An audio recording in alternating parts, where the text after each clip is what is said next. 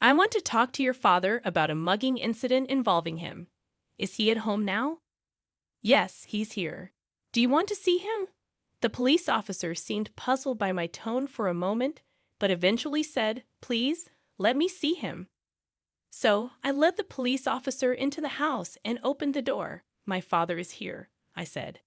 The police officer was stunned to see my father there. "This incident happened a few months ago. My name is James, and I'm a fourth-year university student. I've recently decided to work for a major company, but there's still something I'm undecided about, whether or not to take over my father's company. You see, my father is the president of a small factory. When I was younger, I used to aspire to take over the factory and become a president like him. However, those feelings faded during my rebellious phase. I started feeling embarrassed by my father, who was always covered in oil stains from his work clothes. This feeling persisted even as I entered my teenage years and somewhere in my heart, even now as an adult.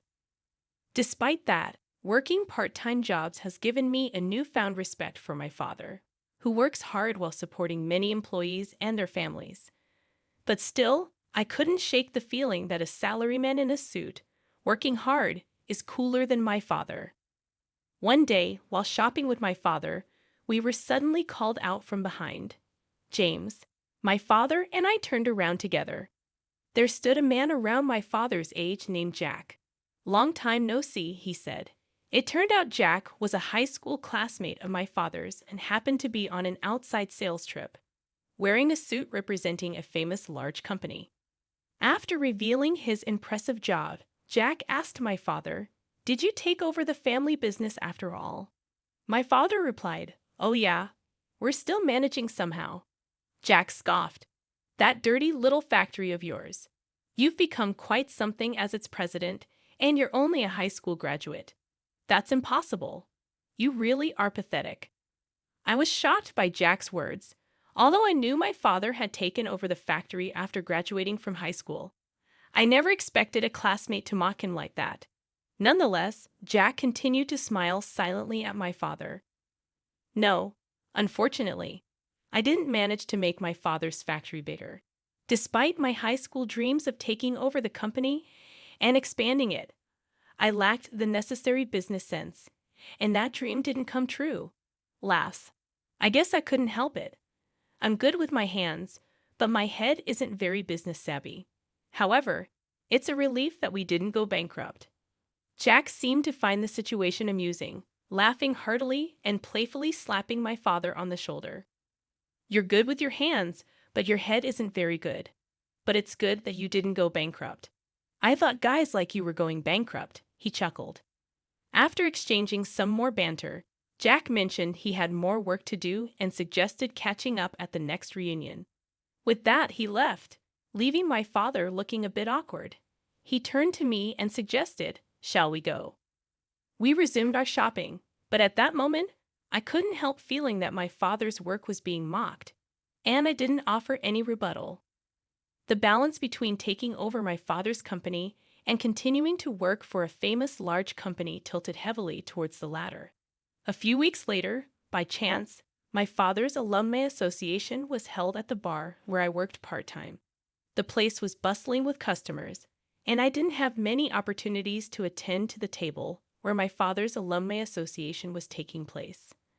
Although I initially thought it was lucky, when I eventually had the chance to go to that table, I felt a bit embarrassed about serving drinks to my father's alumni association. Despite feeling uncomfortable, I kept quiet because it was my job.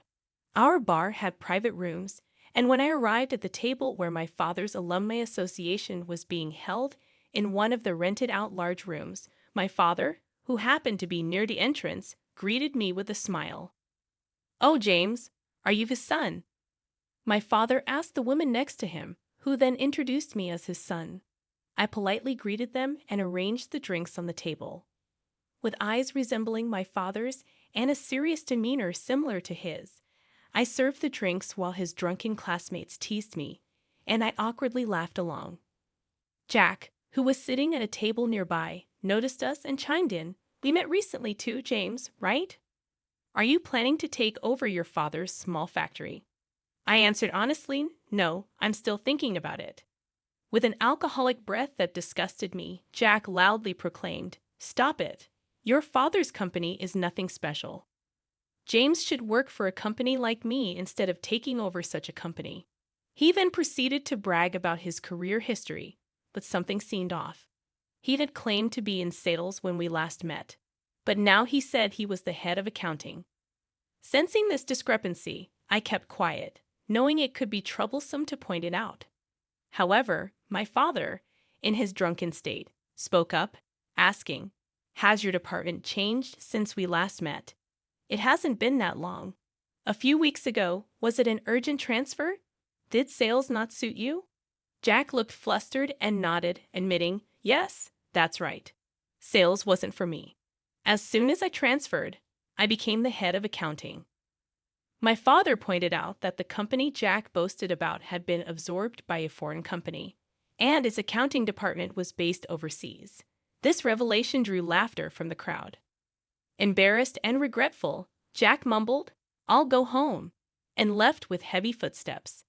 People around us reassured my father that he hadn't done anything wrong, suggesting that Jack must have always been like that. Seeing my father praised for his honesty rather than being laughed at made me happy, even though he was drunk. My father appeared composed when he spoke up about what everyone else found difficult to address. Half a year has passed since then, and I still spend days contemplating whether or not to take over my father's company.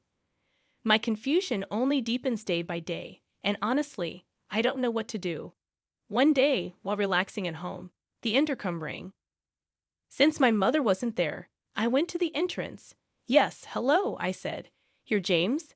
The visitor in uniformed clothes asked. Surprised and wondering if I had done something wrong, I replied with a stiff voice, "Yes." The police officer then mentioned something about a purse-snatching incident and said there was something they wanted to ask my father. "Purse-snatching? My father?" I exclaimed. "Yes, your father is suspected of purse-snatching." "Is he at home now?" the officer inquired. "Yes, he's here." "But do you want to see him?" I asked. The police officer seemed puzzled for a moment at my tone, but eventually said, "Please, let me see him." I led the police officer into my house and opened the door to the room. "My father is here," I said. The room had a Buddhist altar and a photograph of my father. I then informed the police officer that my father had passed away in a traffic accident, which left him frozen in shock. "I'm sorry for your loss," the police officer said.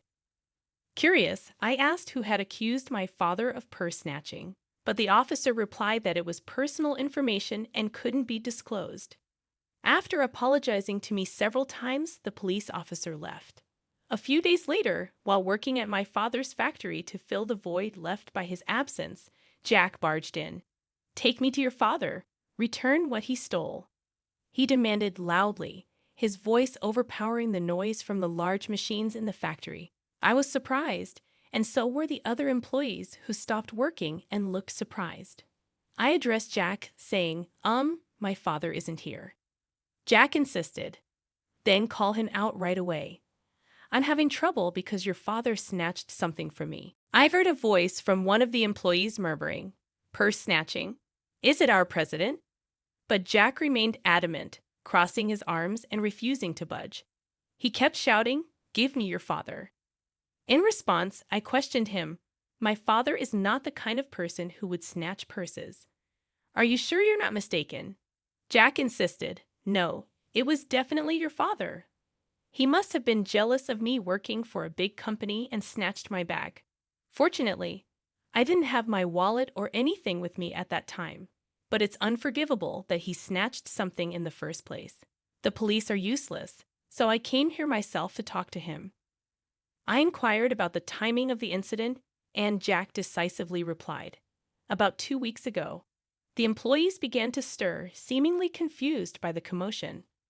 When I pressed Jack again about the timeline, he grew angry at my persistence, shouting, "What's going on? You keep asking me over and over again." I said it was 2 weeks ago. An elite like me came all the way to this small and smelly factory just for this. Hurry up and let me talk to your father. Feeling a surge of heat in my chest, I was troubled not only by Jack's derogatory remarks about my father's workplace and colleagues, but also by his attempt to blame my father for purse snatching. My father had passed away in a traffic accident just 1 month ago and couldn't possibly be involved. I clarified this to Jack, who looked stunned and muttered, "Huh." I continued, "How could my father snatch purses when he passed away 1 month ago? Maybe there wasn't even any purse snatching at all." I knew Jack was lying because I had learned at our recent class reunion that he had always been a habitual liar since his school days. Furthermore, it turned out that Jack had been jealous of my father since their school days because the girl he liked had liked my father instead. He had always harbored unnecessary rivalry against my father due to such petty jealousy. I couldn't forgive Jack for trying to pin an unfounded accusation on my deceased father just because of such petty jealousy.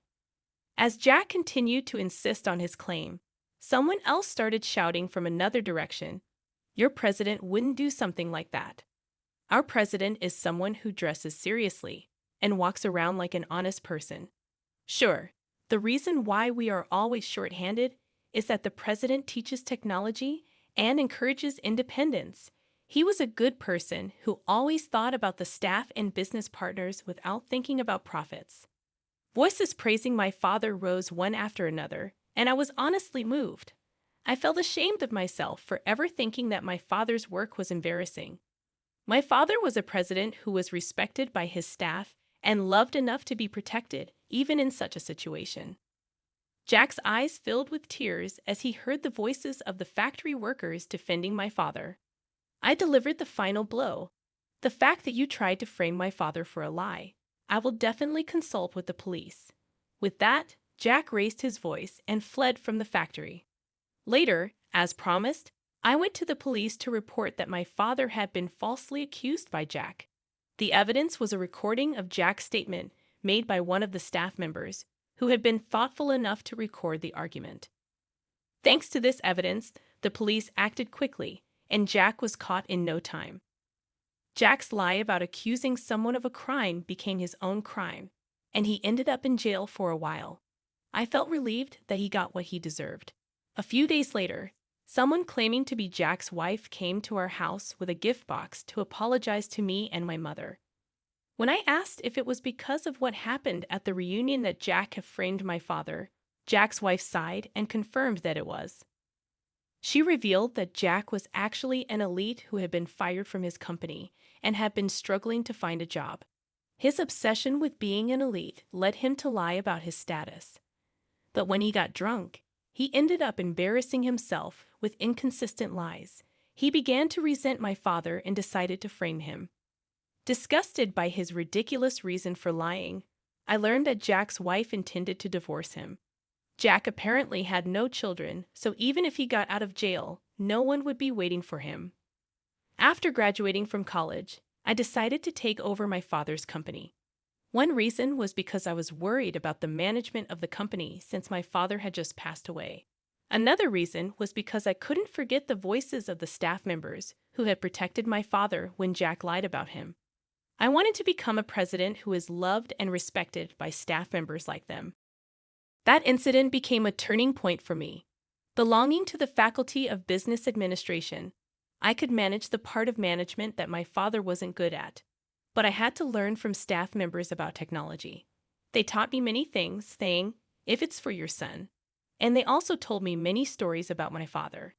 Every time they did so, I realized how great my father was. After work, covered in oil stains, I spoke to his portrait. It's embarrassing now that I used to think this is uncool. This dirt is proof of how hard my father worked.